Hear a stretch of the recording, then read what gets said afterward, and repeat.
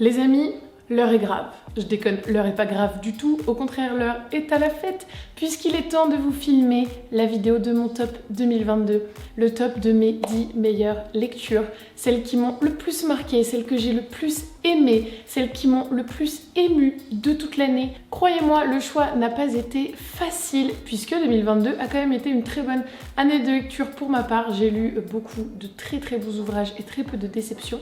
Mais, il a fallu faire un petit choix et je vous ai déniché une petite pile de mes 10 lectures favorites.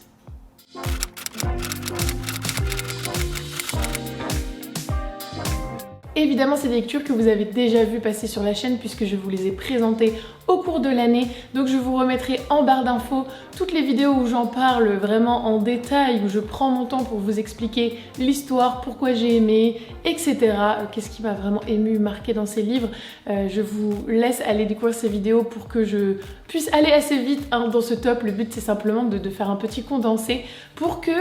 Eh bien, si vous aviez oublié ces livres au moment où je vous les ai présentés, eh bien ça fait une petite piqûre de rappel pour vous dire, les gars, ils vous attendent, ils sont là et ils sont magistraux. C'est parti, il n'y a pas d'ordre de préférence, je vous les montre tels que je les ai à mes pieds et bon visionnage. En vrai, la meuf vient littéralement de dire il n'y a pas d'ordre de préférence. Mais, il y a un livre qui s'est quand même démarqué encore plus de tous les autres, alors que là on parle vraiment de mon top du top, mais il y en a un qui a été vraiment, je pense, un de mes livres préférés de cette année et surtout un de mes livres préférés de tous les temps. Voilà, il est passé dans le podium de Forever and Ever et c'est Zéphyr Alabama de Robert McCammon qui est ici publié aux magnifiques éditions de chez Monsieur Toussaint Louverture. Et ce livre, il y a du rêve, il y a du réalisme magique, il y a une représentation du sud des États-Unis et de la ségrégation raciale fin des années 60, donc il y a aussi plein de thématiques qui sont humaines, sociales, etc. On a un petit garçon qui est attachant, mais comme pas possible. On a une écriture qui est fluide, qui est drôle, qui est incisive, qui est touchante, émouvante, vraiment tous les adjectifs que vous pouvez trouver qui sont amélioratifs, je prends pour Robert McCammon puisque ce mec est un génie. Tout commence avec un petit garçon et son père livreur qui pendant une tournée voit une voiture tomber dans le lac. Or il y a quelqu'un à l'intérieur, il semble qu'il était assassiné et après avoir vu cette vision assez d'horreur, ils vont reprendre leur vie et on va découvrir leur petite ville à travers plein de petits feuilletons et d'épisodes d'instants de vie qui sont à la fois drôles et touchants. On voit ce petit garçon qui est rêveur, qui adore les histoires et qui prend pour réalité tout ce qu'il imagine et qui en même temps petit à petit va sortir de l'enfance puisqu'il va être confronté à la dureté de la vie. C'est un savant mélange d'émotions, d'une écriture très juste, de plein d'émotions qui aussi sont très justes, qui nous rappellent notre enfant intérieur. On a aussi cette petite intrigue de l'histoire avec la voiture du lac qui nous tient en haleine jusqu'à la fin. Bref, ce livre est absolument parfait et franchement, si vous ne faites pas confiance à mon avis, mais si vous êtes ici et que vous regardez cette vidéo, c'est probablement que vous me faites un minimum confiance, sachez que beaucoup de personnes, franchement, je pense depuis que je l'ai présenté, que j'en ai parlé autour de moi, il y a 4 personnes qui l'ont lu et qui ont adoré, donc il a l'air de plaire à un très large public et je ne suis pas la seule à être touchée par ce livre, donc vraiment foncez les yeux fermés. Nous avons ensuite un livre qui pour le coup a été une très grosse surprise de cette année puisque je ne l'aurais jamais lu de moi-même s'il n'avait pas été au book club de Pepper Palace, de son Patreon, et c'est Les Oiseaux du Temps de Amar El Motar et Max Gladstone et ce livre de science-fiction est très particulier. Je sais que par contre toutes les personnes qui l'ont lu, que ce soit pendant le book club ou après, et qui ont été touchées, l'ont été vraiment de manière très intense. Soit ça passe, soit ça casse, parce que on est sur une narration qui est très particulière, on est sur une histoire qui laisse beaucoup de choses dans le flou, donc il faut vraiment lâcher prise. C'est le livre du lâcher prise. mais il m'a beaucoup marqué, que ce soit en termes d'histoire et d'attachement au personnage, ou que ce soit en termes de beauté d'écriture, parce que en gros c'est une relation épistolaire entre deux agents qui s'appellent Bleu et Rouge, qui voyagent dans le temps pour deux forces et deux pouvoirs différents, et leur but c'est de remonter dans tous les petits nœuds, ils appellent ça des nœuds, donc c'est des instants du passé, de remonter dans tous ces nœuds pour essayer de changer une action pour essayer de modifier le cours du temps à l'avantage de leur commanditaire, on va dire. Et tout ce qu'on sait, c'est qu'elles ne sont pas vraiment humaines, en même temps elles le sont un petit peu. Elles viennent de mondes qui sont totalement différents, qui ont un mode de vie et des représentations physiques et des fonctionnements très différents. Il y en a un qui est très structuré, hiérarchisé, l'autre qui est beaucoup plus abstrait, non codifié, etc.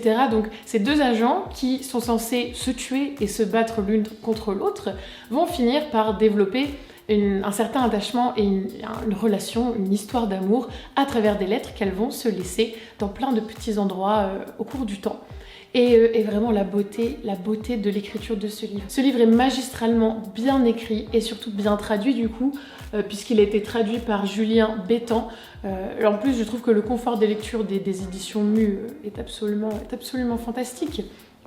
Mais c'était une lecture qui n'a ressemblé à aucune autre que j'ai pu faire, que ce soit en science-fiction, que ce soit en voyage temporel, parce que c'est quand même des thématiques que l'on retrouve vraiment beaucoup. Et cette fois-ci, j'ai vraiment lâché prise parce que non, on ne comprend pas vraiment d'où elles viennent, on comprend pas vraiment tout ce que ces changements dans le temps et tout ce que ces petits travails dans les nœuds temporels vont avoir comme conséquence. On ne comprend pas vraiment qui elles sont, d'où elles viennent. Est-ce que ce sont des êtres vivants? Est-ce que ce sont des êtres immatériels? On n'en sait rien. Et en même temps, on ne s'attarde pas sur tout ce contexte pour se concentrer justement sur leur histoire, sur le développement de leur relation et sur cette histoire d'amour qui est un peu envers et contre tout, qui est inconditionnelle, qui est vraiment dans l'extrême et dans l'intensité et dans la passion. Et c'est tout ce qu'on aime dans l'histoire d'amour, sauf que d'habitude il y a un peu de niaiserie qui se glisse un peu par là. Et sauf que là on est dans un contexte de science-fiction qui rend le tout féerique, très loin de nous et en même temps très proche de nous. Et c'est ça que j'ai trouvé très beau, c'est qu'à travers quelque chose qui n'existe absolument pas, tout est inventé, tout est imaginé. On nous parle de choses qui en fait touchent tous les humains au plus profond de leur âme, de la manière la plus instinctive et la plus primaire qui soit, qui est juste l'amour. Et vraiment ce livre est une merveille. Autre livre qui est une merveille et qui m'a fait voyager au pays des Inuits, et je vous en ai parlé il n'y a pas très longtemps parce que je l'ai cité dans ma vidéo couverture hivernale que je vous remets dans le petit i si vous voulez la checker. Mais c'est évidemment De pierre et d'os de Bérengère Cournu. Alors je vous en ai parlé vraiment à tort et à travers cette année parce que j'ai adoré. Bérengère Cournu, c'est une autrice française qui a une plume absolument fantastique et qui s'est renseignée énormément sur les Inuits, notamment après avoir découvert, vous savez, les chants gutturaux que les Inuits font pour chanter, oui, des chants pour chanter évidemment, pour exprimer, raconter des histoires, exprimer leurs émotions. Ce sont des chants que je vous invite à découvrir qui sont très particuliers par rapport à notre conception de la musique et en même temps je trouve qu'ils sont très puissants et primitifs dans l'utilisation des sons et cette utilisation de la voix et de la gorge. Bref, après avoir découvert tout ça, elle s'est penchée, elle s'est concentrée sur la spiritualité des Inuits et elle nous raconte tout ça dans un livre qui nous parle d'une jeune femme qui va être séparée de sa famille. Or, la survie chez les Inuits, c'est le groupe, on ne peut pas survivre seul et elle va réussir à survivre, à se recréer d'autres familles et on en découvre beaucoup sur la nature, la relation des Inuits avec la nature, avec les animaux. Vraiment, je me répète à chaque fois que je vous parle de ce livre, mais si vous ne l'avez pas découvert, 2023, s'il vous plaît, il faut que ce soit cette année. J'ai hâte de découvrir d'autres livres de l'autrice parce que elle a une plume qui est hyper poétique, hyper fluide, qui est très visuelle. Je trouve qu'elle nous aide vraiment à ressentir tout ce que nos personnages ressentent. Elle utilise vraiment nos 5 sens. On ressent le froid, on ressent la peur, on ressent aussi l'admiration face à ces paysages qui sont verglacés, qui sont vraiment enneigés. On ressent l'amour et la force de la collectivité, enfin bref.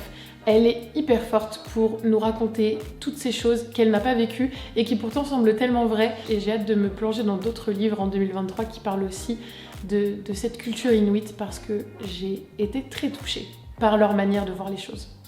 Alors ici je vais tricher, mais c'est ma vidéo donc je fais ce que je veux.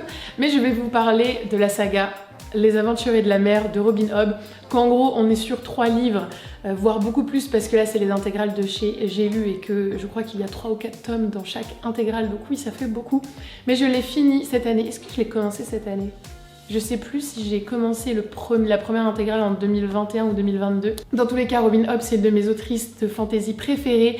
Et en gros, cette trilogie-là, il faut, vous faites ce que vous voulez, mais normalement, il faut la lire entre la première époque de l'Assassin Royal et la deuxième époque de l'Assassin Royal, que je n'ai pas encore commencé, mais 2023, sans aucun doute. Et là, pour le coup, on suit une multitude de personnages. Donc contrairement à l'Assassin Royal, où on a que Fitz quasiment en tant que protagoniste, dans Les Aventuriers de la Mer, on va en suivre beaucoup qui sont plus attachants les uns que les autres. Alors là, vu qu'on parle d'une trilogie de fantasy qui est très complexe, etc., je vous laisse aller voir la vidéo où je vous donne mon avis sur la série. Mais en gros, pour vous donner envie de découvrir le tome 1, on est sur de la piraterie à donf, on est sur de la magie, on est sur beaucoup d'aventures, beaucoup de voyages, beaucoup de relations humaines, de trahison. Voilà, on a surtout beaucoup d'explications sur la magie et certaines créatures fantastiques de la saga et de l'Assassin Royal, si vous voyez ce que je veux dire. Et les personnages, que ce soit Brachen, Kenith, Altrea, l'autre, le petit prêtre là, comment il s'appelle ? Je sais plus, mais vraiment tous ont quelque chose à apporter à l'histoire et on suit de chapitre en chapitre leurs avancées, puisqu'au début, ils sont assez regroupés ou alors au contraire ils sont des personnages totalement indépendants et évidemment leurs destins vont se retrouver. La première intégrale est vraiment folle puisqu'on découvre tout l'univers, on découvre des bateaux enchantés avec des proues magiques et des proues vivantes, on découvre des guerres entre des marchands et des pays, on découvre beaucoup de choses autour de la religion, de ce monde imaginaire. Ensuite dans l'intégrale 2, évidemment, il y a beaucoup de choses qui se mettent en place, donc c'est un peu plus lent. Et le 3, c'est l'apothéose. Donc je vous conseille de découvrir cette saga que je pense... Est-ce que je l'ai préférée à l'Assassin Royal ? Je pense que j'ai préféré l'histoire de l'Assassin Royal, cette quête initiatique qui marche vraiment toujours très très bien. Mais les personnages des Aventuriers de la Mer sont vraiment pépites. Peut-être encore plus que dans l'Assassin Royal, c'est possible, mais je vous conseille en tout cas de découvrir cette saga. Et j'ai lu la novella qui s'appelle Retour au pays, qui est liée en fait aux Aventuriers de la Mer, qui se déroule bien avant et qui a un lien avec le désert des pluies, qui est un espèce de peuple qui va aider et qui va intervenir dans la vie de nos personnages principaux. Bref, c'est un peu difficile de vous parler d'une trilogie de fantasy sans vous spoiler, sans vous dire quoi que ce soit. Mais si vous aimez la fantasy, pour moi c'est un incontournable, ça fait partie des meilleures sagas que j'ai lues. Ensuite, si vous avez vu mes points à lecture récents, donc du pack Pumpkin Autumn Challenge et du Cocorico Challenge, vous savez que dedans, il y avait 2 coups de cœur. Le premier, c'est Les Enfants du passé, Les Enfants du passé, de Luce Baster, qui est un roman de science-fiction, de space opéra absolument dingue. Je me répète de nouveau, mais allez voir le point lecture où j'en parle parce que c'est un livre qui m'a beaucoup marqué, qui m'a beaucoup touchée. Ça faisait longtemps que j'avais pas lu un livre de science-fiction aussi haletant, aussi émouvant, aussi bien construit, avec des personnages aussi riches et autant de bienveillance que de dénonciation des défauts humains. Enfin vraiment c'est un livre en fait très complet. Moi j'aime les livres qui nous apportent un peu de tout et du coup ça fait vraiment un roller coaster d'émotions. Je l'ai vraiment adoré. J'ai d'ailleurs acheté les deux autres livres de Luce Baster juste après l'avoir lu, tellement j'ai aimé. Puisque la construction narrative, la construction des personnages, la manière de développer le contexte science-fictionnelle et toutes les planètes et toutes les populations qui existent et toutes les formes de vie, etc. C'était hyper bien dosé parce que ça n'étouffe pas le récit et en même temps ça le sert. On a quelque chose qui est en même temps très complet et sans lacune et en même temps qui titille un peu notre curiosité. On a envie d'en savoir plus mais en même temps on n'est pas frustré. Et souvent dans la science-fiction ou les space opéra, c'est très difficile de bien doser la description de l'univers et de toutes les planètes et de toutes les espèces qui existent et en même temps le passé des humains, comment ils en sont arrivés là, c'est un peu le principe, etc. Et en même temps ce qui se passe dans le présent parce qu'il faut réussir à rester très dynamique dans le récit et que ça soit haletant. Et là c'est vraiment réussi avec prouesse, avec brio. Cette autrice, je vais la suivre et j'aimerais beaucoup d'ailleurs la rencontrer, l'interviewer, discuter avec elle parce que ce livre m'a scotché. Et l'autre livre que vous avez vu passer récemment, c'est Le démon de la colline aux loups, qui est ici publié chez Le Tripode. Et pareil, quelle claque. C'est ma tante qui m'a dit qu'elle avait adoré parce que sa libraire lui avait conseillé. Et je l'avais déjà vu passer plusieurs fois et c'est vrai que j'avais lu des avis qui étaient dithyrambiques sur ce livre. Et il est d'une puissance vraiment évocatrice folle. Il est incroyable et je suis ravie de savoir et de vous annoncer que Dimitri Rouchon-Bory, qui est donc l'auteur de ce livre, va en sortir un autre chez Le Tripode en 2023. Et ça, vraiment, je suis joie. Je suis joie puisque je vous mets mon point lecture en barre d'infos.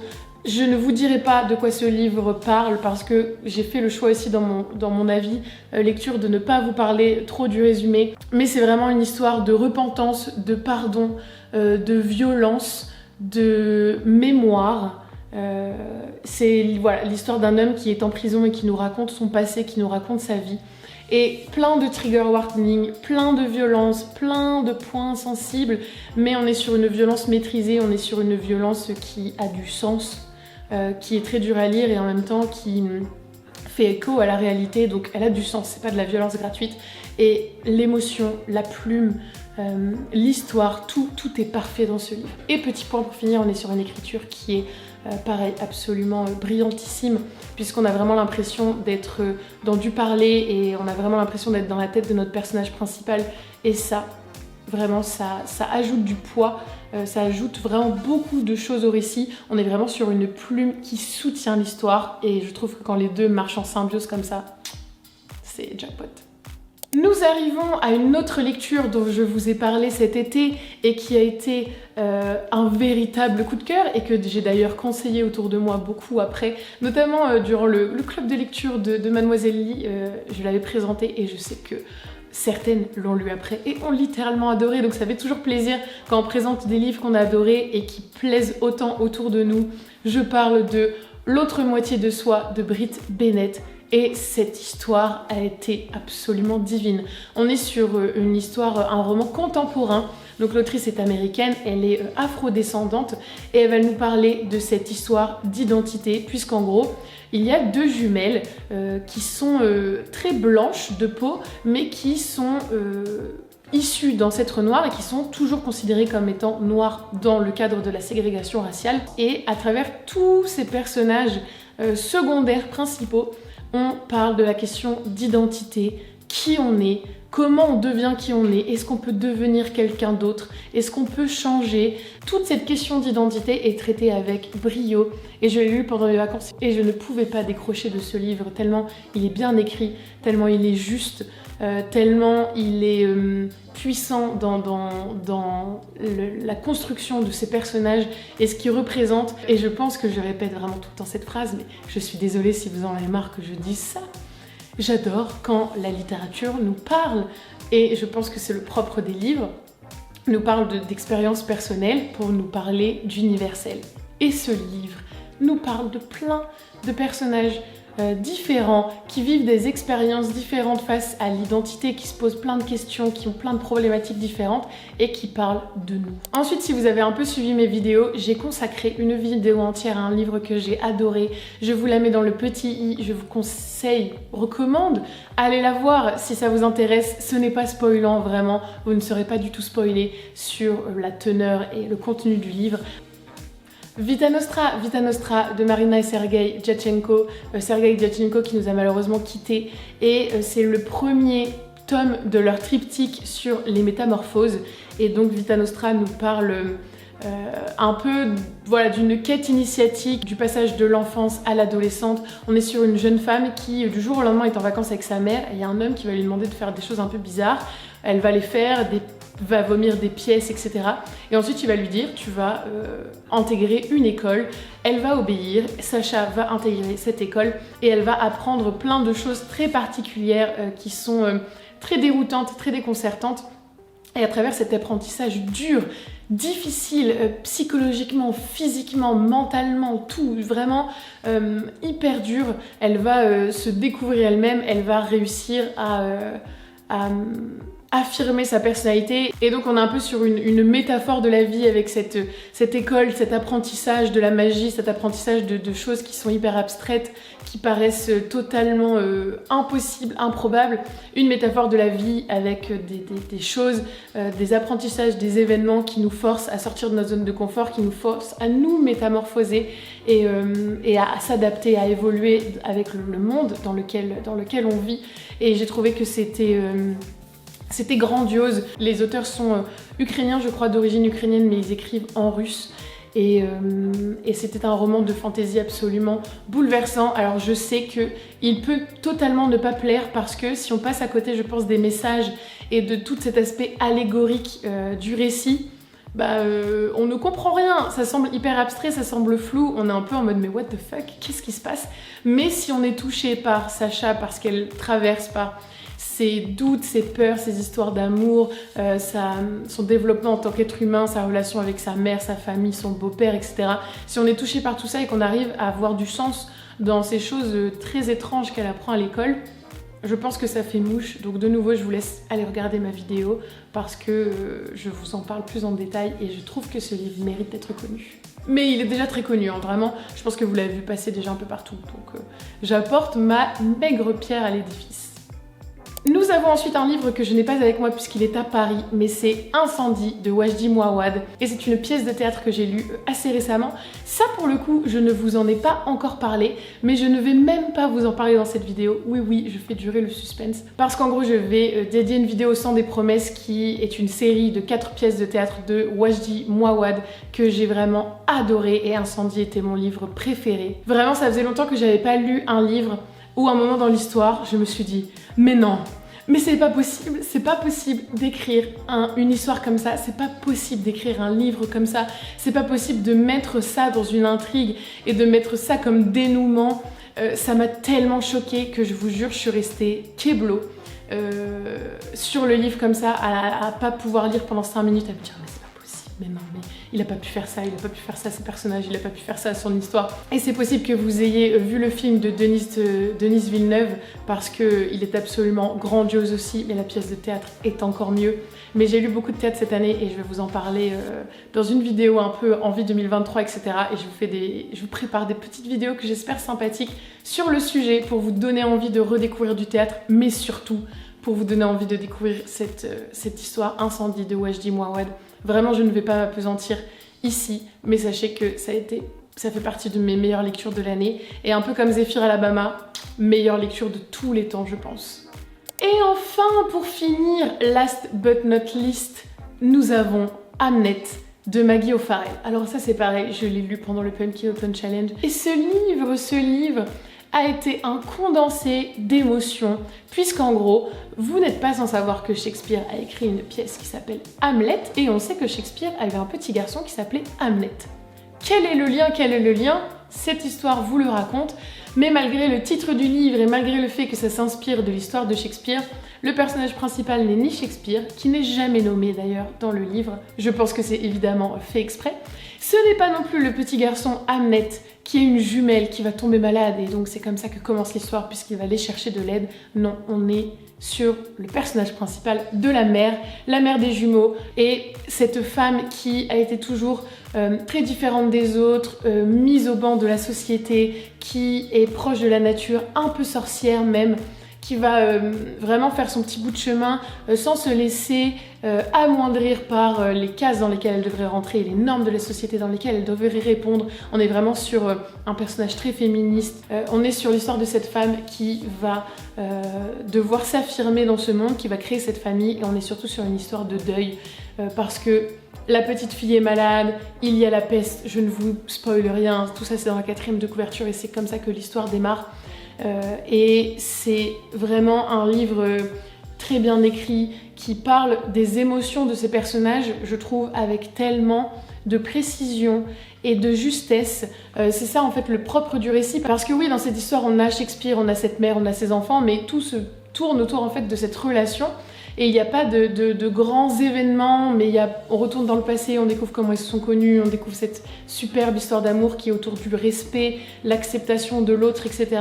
Et tout tourne autour donc de ces émotions qui sont décrites avec vraiment beaucoup de beauté, beaucoup de poésie, beaucoup de finesse, de dureté. On va parler de tous ces petits instants et de toutes ces petites choses qui font que la vie est belle, mais en même temps on va pas enjoliver et on va pas essayer d'amoindrir la dureté et l'impact que certains événements et certaines émotions négatives peuvent avoir.